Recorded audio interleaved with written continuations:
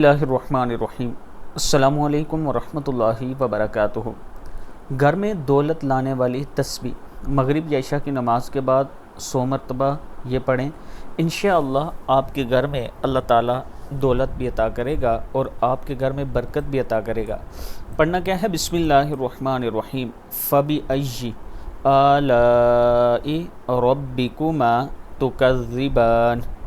پھر پڑھنا ہے حسبنا اللہ و نعم الوکیل یا راحم العبرات یا راحم عین زبر با زبر با ہے، یہ عبرات۔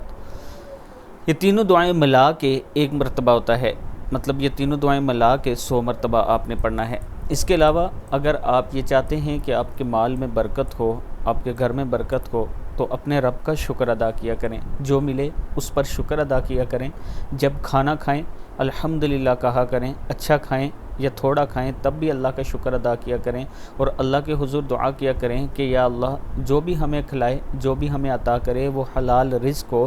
جب آپ یہ دعا کریں گے، اپنے رب کا شکر ادا کریں گے، تو آپ یقین مانیے کہ تھوڑے میں بھی آپ کو برکت نظر آئے گی۔ اور جب ہم ناشکری کریں گے کہ اب تو ہمارے حالات خراب ہو گئے ہیں، اب تو ہمارے پیسوں کی ہمیں اشد ضرورت ہے، ہمیں جو پیسے ملتے ہیں اس سے ہمارا سسٹم پورا نہیں ہوتا، ہماری ضروریات پوری نہیں ہوتی، بار بار جب یہ اللہ سے یہ شکوہ کریں گے اور لوگوں کے سامنے اظہار کریں گے تو اللہ تعالیٰ کی ناراضگی ہوتی ہے۔